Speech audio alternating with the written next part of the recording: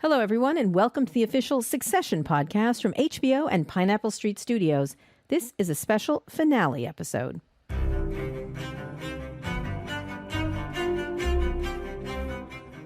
I am the eldest son. I love all three of you pricks, but what do I get from you chumps but chump change? Fucking chump change. Shiv, do you think that stealing is what good people do? What? I was only stealing so I could win. You bust in here, guns in hand, and now you find they've turned to fucking sausages. I have you beat! You morons! Today, we'll spend the entire episode with two of the main minds behind Succession, Jesse Armstrong and Frank Rich. People doing the right thing for the wrong reason or the wrong thing for the right reason is the meat and drink of the show. There are certain things, jealousy, thwarted love of a parent, relationship with a sibling, those are universal. We'll get into some of the most intense moments in episode 9 and pull back the curtain on life in the writer's room. Okay, here are the guests you've been waiting for. Jesse is the creator and executive producer of Succession. Frank Rich is executive producer of the show. They work together on the HBO comedy Veep, which this is not very much like, but kind of like at the same time. Before that, Jesse mostly worked in television and film in the UK. Frank was previously a theater critic and op-ed writer for the New York Times and New York Magazine. Welcome to you both. Thanks for being here. Not at all. It's a pleasure. Thanks for having us. I appreciate you being here. This is congratulations on another successful season with a hell of a finale. It was a lot more emotional than I thought it would be. We'll get in the specifics of episode 9 later, but first, I want you to take us into the writer's room, Jesse. If we could look at your virtual whiteboard, what we have seen going on during season 3, what was the narrative arc, I guess? Well, I can tell you what the actual in the actual writer's room, you would have seen a big 3 meter by 3 meter kind of panel with all the characters' names on them and a bunch of the key plots, and episode by episode it gridded out kind of what would happen, which we stuck to a little bit but deviated from hugely. In terms of like the what we were trying to do, like I'm just really sort of bad at recapitulating the show. I just feel like in an annoying way say, well, what did you think the themes were? Because I feel like the best part, we do all this work on this show. Okay, you just said you stuck to, but then you didn't. You deviated from. Which one was it? How was that? Give me an example. I don't want to. Okay, all right, you don't have to. I have this thing, like I feel like the show, we work away on it and then present it to the world, and I love the way that people engage with it and enjoy it, and I want it to feel like a complete thing, and it's dumb because I know that when I love a piece of work, if it's a film, you want to know how it's made. All right. Well, all right. I feel like I feel like it's kind of invulnerable, that it doesn't matter that they shot that like that because this guy was ill that day and that's why they did that. But I kind of feel like I don't like saying that stuff about our show because I want it to feel real. Like a whole piece. Like, this is the toxic, dysfunctional cake I'm serving you. Just fucking enjoy it, right? Is that correct? That's correct. Exactly my attitude. Well, as a San Francisco liberal lesbian, I want to know what went into the cake. So I'm going to go to Frank first. What is the big thing on your mind story-wise? What did you think the story was for the season? Well, because I was there for chunks of the writer's room, I sort of knew it. And I think, what Jesse just said is important to remember. It really evolves. And so, yes, all around this room, and they keep growing, crazy, like weeds, these whiteboards and white sheets and these grids which cross the characters with the episodes and sometimes also with sub-stories within the story. But the fact is, it's a living organism. It's about a family, and the decision was made possibly at the get-go, Jesse can correct me, to pick up right after the previous season ended. So we had these characters suspended in a kind of limbo after the press conference, after Kendall's press conference. So what do they do now? What do they want to do now? And we know their priorities include business, power, fucking over each other, and the whole family dynamic and their needs even as a family and as human beings. But that's what gives the story. It's not the story is then imposed on the people. And I think this season in particular, you see that because the actual story is pretty simple. I mean, it's about a fight for the corporation and who's on which side. And that's the easy part. But it evolves all out of the characters.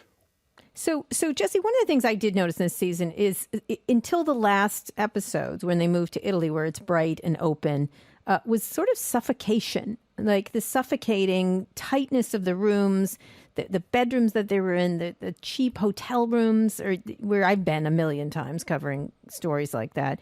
Can you talk a little bit about that? Because there was a lot of everyone was pushed down in some fashion, especially Kendall. Yeah, I think that's one of those things that evolves and you don't notice it till you're in the edit or even seen the whole season. So were we aware that it might be a claustrophobic season or an internal season? I don't know. It may have occurred to us as we looked at the episodes on the wall before we all broke off and we started production. But it's not the sort of thing where, I mean, that would be impossible for me to be like, hey, let's do a season which is like a box and then it opens in the last two. That's not a useful thought for a writer. I think it's one of those things which maybe evolved and then is fascinating. And so, yeah, that's how that feels. Yeah, what was one of the things that I found interesting is I can't remember who told me this. They were talking about why rich people want to go to space or New Zealand or wherever the hell they want to escape, or these like cashmere rooms that they end up in. They're just everything feels like cashmere essentially, but was because a lot of times they said a lot of their worlds become smaller and smaller and smaller as they move through the world, as they get richer and richer and more powerful, and therefore they have to create these spaces that are antiseptic in some fashion, so that you really can see what's going on emotionally between these guys. I know that seems like a crazy thing, but in keeping them so tightly together, it sort of ups the tension. And I'm not sure if that was planned or it just is what happens when you have a family that's thrown together in in tight spaces.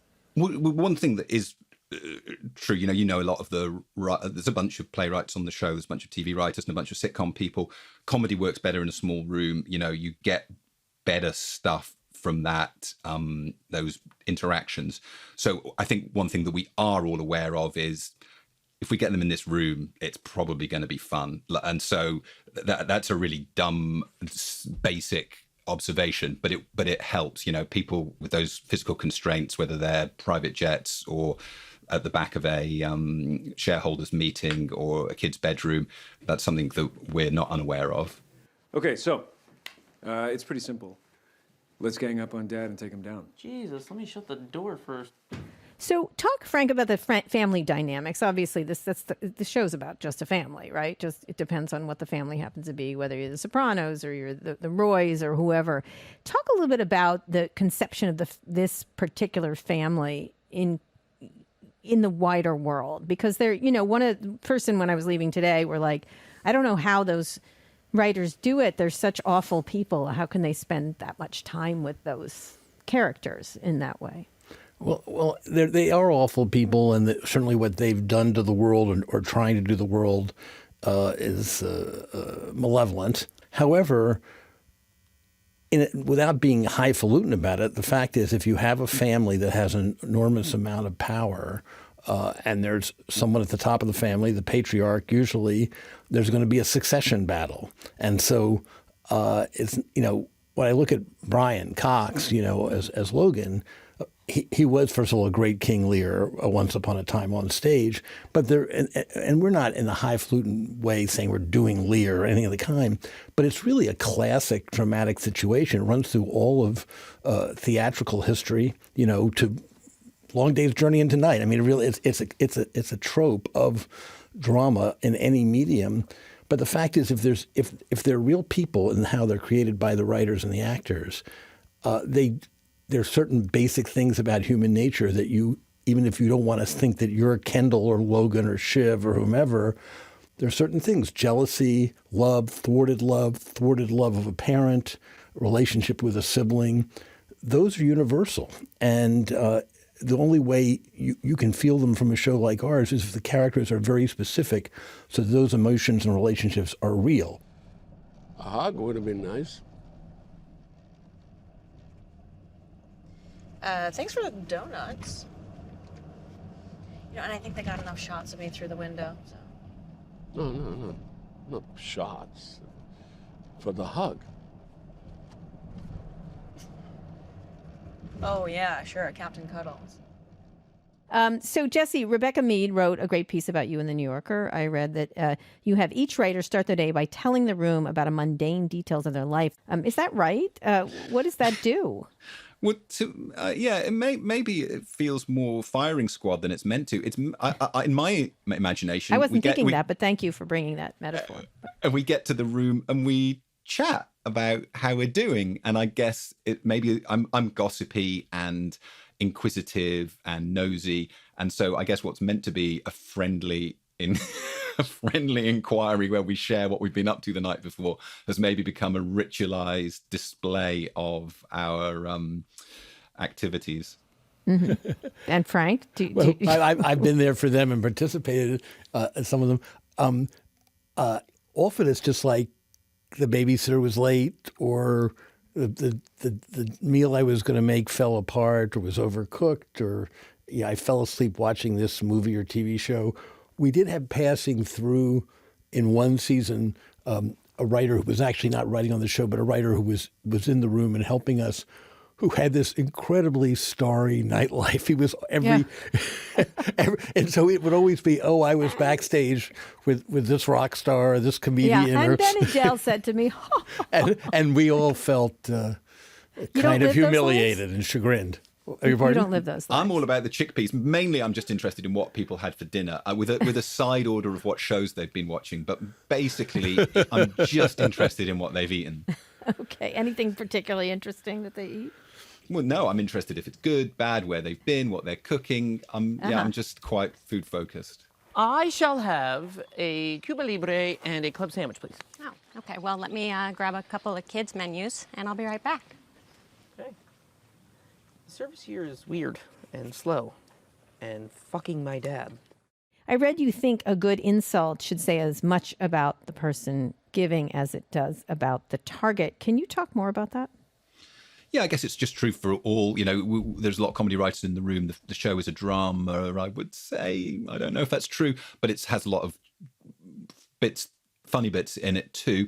And I guess the reason why it still is a drama, although this is true of a good sitcom too, is that there should not be any lines which are single transferable jokes, right? They should all be expressive of character, and they shouldn't all be zingers. The people should be doing crap jokes and good jokes and jokes which have the correct frame of reference so that they can only come out of their mouth. And you know what, some of the show I'm proud of is ornately written and drawn, but oftentimes it can be a monosyllabic response can be the appropriate and most funny response in any situation. So it's just that we, even though we love the jokes, it should never be, how can we get this in? Or if X can't say that, maybe we give it to Y. That's a telltale sign that something's gone way wrong. I like when Jerry said, this isn't the FBI that you can say fuck off. I thought that was it wasn't an insult, but it was sort of an insult when he tried to do his fuck you thing, which I thought was excellent. And because I wasn't expecting her to do that. The FBI is downstairs. What? Yeah. Tell me to fuck off. Yeah, these are the ones who don't fuck off. This is a search warrant. Exactly, right? It's those bits where you're like, yeah, that's what they would say. That's so satisfying for an audience. And if on top of that it has some verbal felicity, or it nails something, or is a good metaphor, then that's cherry on the cake situation. You have not just TVwriters or playwrights. I think that is something that's very clear. It feels at sometimes like that. Is that a conscious choice, or why did you split? And it's also half British and half American. What were you trying to do there with the mix? Because obviously a writer's room mix is critically important. Yeah, I actually worked with a couple of playwrights before. I think what was particularly enjoyable for me is, TV and movie industry is brilliant, and I've loved my life and career in it. But it can be quite, well, as well as being rewarding, it can be quite tough. Notes and the interaction with people in positions of power can grind people down, and some people become resentful, some people become compliant, and theatre, I'm sure it has its frustrations, but it is a tradition of huge respect for the writer. And I like the way they carry themselves creatively. Playwrights, they take themselves seriously. And I hope all the writers take themselves seriously, but that comes very naturally to playwrights, and having that demeanor more than any technical things. I like that quality in playwrights. So newspaper reporters like Frank really messed that up, right? No, I'm kidding. No, teasing. Is that important, that having someone like Frank, someone who's been news oriented? News oriented, I guess. It is, and Frank can speak to this. I guess you mentioned, I'm British, as you can tell. The room is sort of 50-50. We're writing a show which is, although it has, the international rich have a intercontinental air to them, and so we're somewhat insulated from having to be like, writing Roseanne. However, it is a New York show.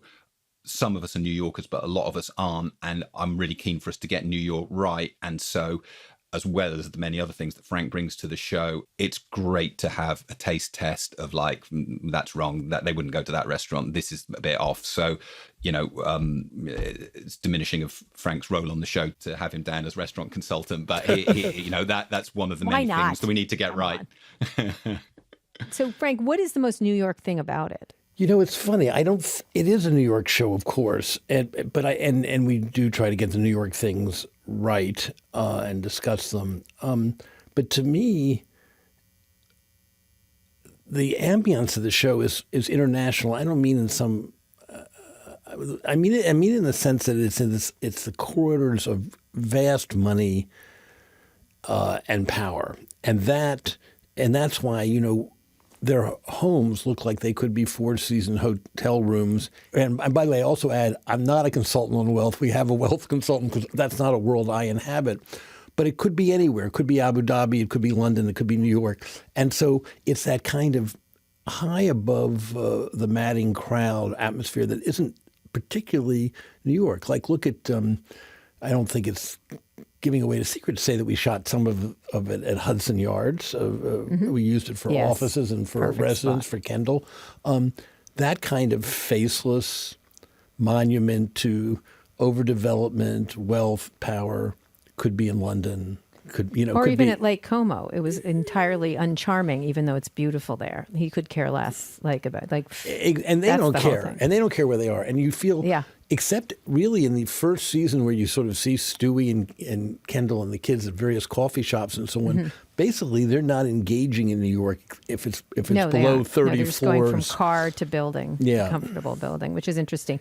Let's get into the last episode now, and we'll start at the end. Shiv, Kendall, and Roman race to Logan's villa, thinking they can veto his sale of the company because of an arrangement their mom, Caroline, made for them. Oh, fuck. I do think that, even though this literally makes me want to vomit and I want to kill you both every day and it's all going to end horribly, I do think that Puke could make a pretty good team. So, how do we feel about killing Dad? Mixed feelings? Pass me the fucking shotgun. Okay. Rome, you in? Okay. Fuck. Okay. When they get there, their mom is on the phone with Logan, betraying them, as usual. But then Tom shows up, and it seems he sold them out to Logan, too. Jesse, Frank, is this coup de grace by Tom something you are always going for? It was there, yeah. It was, we do the writers' room. We do like 4 weeks at the beginning where we talk about everything and how the show might break down, and then we break each episode. Taking a week or so on each episode, and after that initial 4 weeks, I like to have pretty much where we're going, and we were always heading there. And Frank? Yeah, I mean, I was in the room when we discussed it, and it was there was much talk about how to stage it. When he's revealed as the new power, if you will, who's there? Where does it happen in the scene? Who else is in the room? A lot of what happened around it hadn't been choreographed yet, but we knew he'd sort of be the last man standing among the siblings. And, you were asking earlier about how things change and what's set and not set. One small example that to me I find very powerful in watching the scene over and over again involves Carolyn in the last scene. Originally, till quite late in the process, right, Jesse? With like several days before we shot it, Carolyn was going to be physically in the room, fucking them over, and instead it became an iPhone call. And I think it's the same action, it's the same story, but dramatically and emotionally it plays in a much different and in my view, more sinister way. No, the iPhone was perfect. Oh, fuck, Mom, he got to you. Oh, seriously, Mom, already? The fuck did you... I can't get into it, all right? I think everything will be fine. Mom, you just slit our throats. One of the things that you've done all season is Tom seems like a fool and is a lot smarter, and the kids seem a lot smarter, but I find them astonishingly stupid, like in terms of how they behave. I don't know if that's how you look at it, but I've been around a lot of kids that have been descending from their powerful parents in business, and they think they know a lot more than they do, always, or they think they're a lot more fearsome in some ways when I find them mostly not very sharp. Yeah, I guess it's very situational as well. A genius today, 10 years down the line, suddenly the world has changed and their gut instincts no longer have that piquancy you must have seen this many times, right? People have their moment and when that moment's gone, their brilliance can fade pretty terrifyingly quickly. So I don't look down on anyone in the group. I feel like but for the grace of God go I about almost all of them. They're rich kids, yeah, and they've had a very easy path. I don't think that means that they're incapable of becoming something else or using their intellects, which they have, but they have certain material advantages, and they have a bunch of situational kind of disadvantages too, even though it's somewhat ludicrous to feel that about them, but they do, and that's obviously one of the things that their dad can't help noticing. Yeah, I've always noticed that just because you were raised by wolves doesn't mean you're a wolf. That's how I think of them. Here. So here's a clip a little bit earlier in this episode. It's Tom recruiting Greg, but he doesn't tell him exactly what it's about, which is very deft. I might need you as my attack dog. Right. Like a Greg Weiler. Tom's attack dog. Nice. I mean, I have Bright Star Buffalo in my hip pocket. I'm kind of a big deal, so... You fucked yourself before Congress, Greg. That's your opinion. Well, I don't recall, Your Honor. I don't recall. You're a fucking joke, man. Greg does agree to go with Tom, and they share a hug to seal the deal. I think people like these two because they've got a true affection for each other, which is rare inside of the Roy family. Do you think that is the case, or is it a relationship of convenience, Jesse? Yeah, I'm going to chuck that back on you because I think we need to have. I discussed that in the writers' room, but I just don't want to say. How do you? I think it's a relationship of convenience. You don't think there's any? I guess that to try and answer more helpfully. I guess one of the things I'm committed to in the show is to attempt to show how not to show, but to have a piece which is expressive of how complicated people are. And in my experience, rarely is someone entirely frank and transparent, and rarely are they completely opaque and fake. I mean, you meet those people truly malevolent people who are simply liars, but false things that sound true things that sound false, people doing the right thing for the wrong reason or the wrong thing for the right reason is the meat and drink of the show. And it's the meat and drink of the show, I guess, because I feel like it's the meat and drink of life, and trying to interpret that stuff is fascinating, whether you're at a party or watching a TV show. And I guess, if I'd have one wish, it would be a show that feels as subtle as it feels when you're in a room discussing with your partner, what do you think's going on with that pair of people, and what do you think's going on over there? And that's why I keep on, in an annoying way, resisting putting a name on it, because I want everyone else at the party to be able to say, I think they're going to go home together, and I think they're cutting a deal. And because I have this very privileged position about the authorship, I feel like if I say, hey, there's nothing real here, I just don't want to spoil people's fun and also legitimate level of interpretation, because I'm not inside Matthew and Nick's brains, and they may be playing something ever so slightly subtly different from the script. That the scripts are pretty clear, but that doesn't mean that the other stuff can't be going on. How do you look at their relationship, Frank? If you had to. I sort of want to take. I want to take Jesse's position. I'll point out though one other thing about the two of them as actors. It was clear from they didn't know each other before, but when we made the pilot, the show is not improvised; it's written. But sometimes we'll allow actors to have a little fun in one take or another. And in that moment in the baseball game, the softball game at the end of the pilot, when they're razzing each other, or basically when Tom is razzing Greg, they did an incredible improv that went on forever. We didn't obviously use it or use much of it, but so there is a kind of interesting dynamic between them as actors.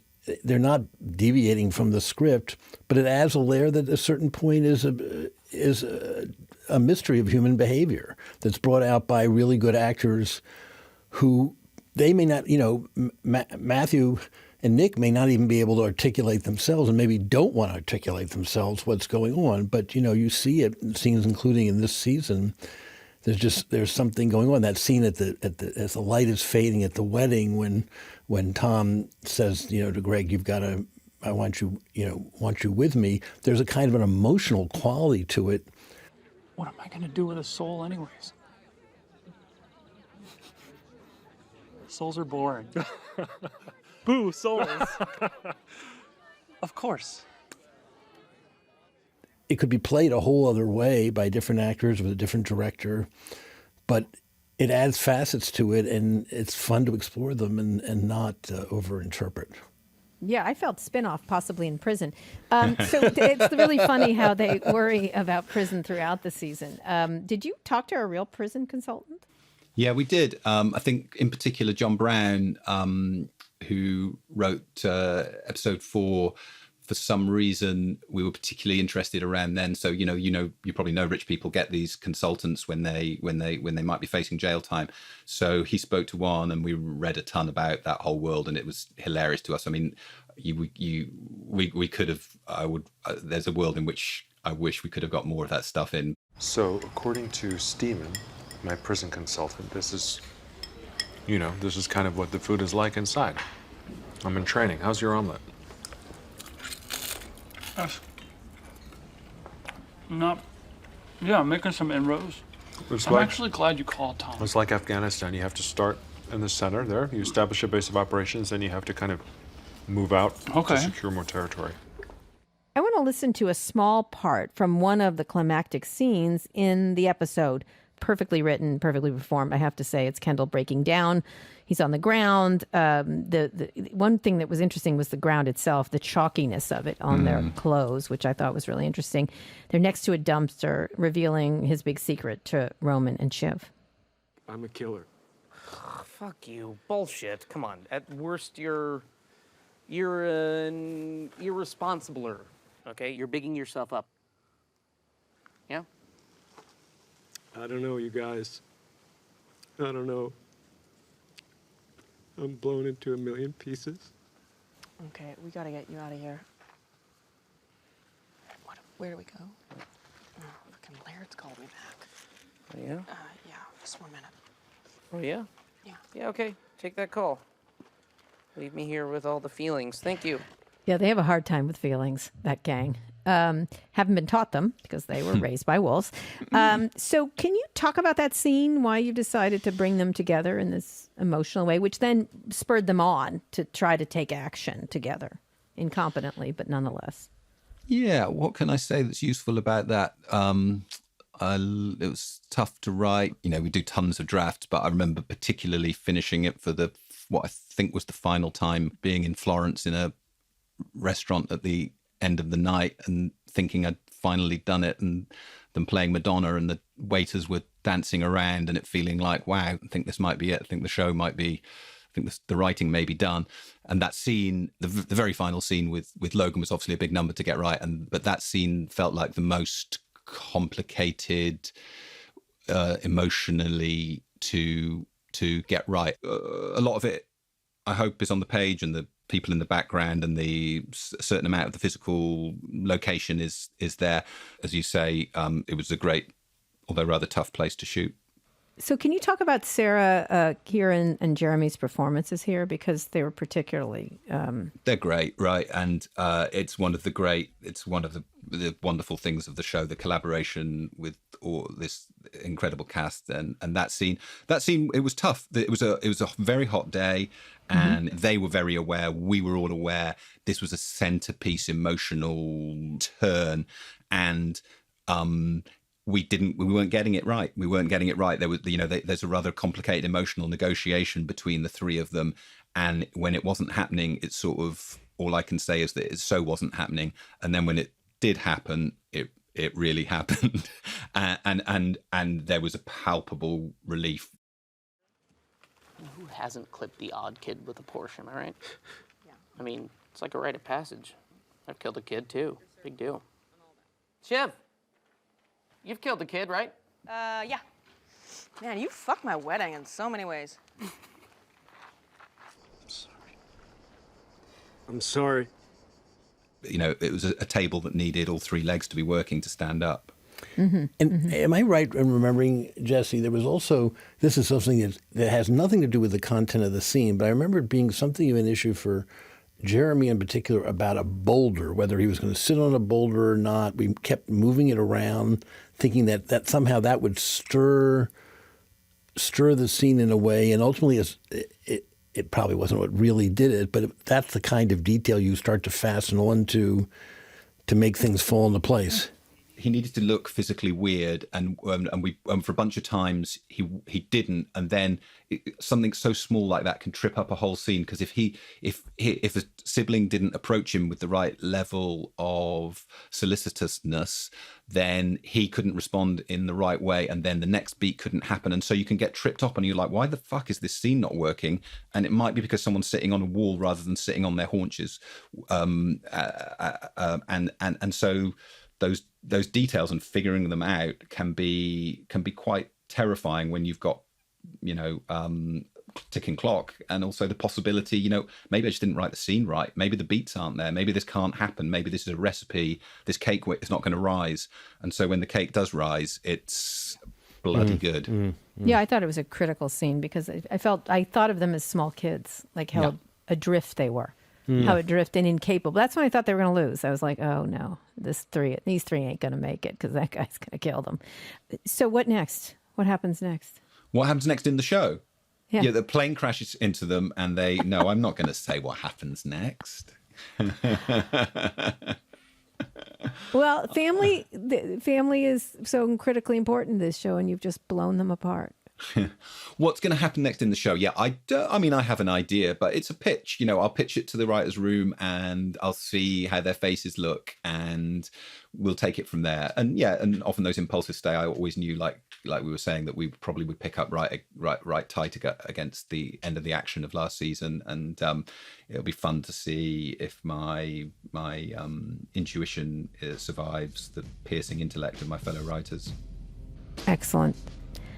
Jesse Armstrong, Frank Rich, thank you so much for joining me. Thank you. Thank you very much, Kara. Jesse Armstrong is the creator, and Frank Rich, the executive producer of Succession.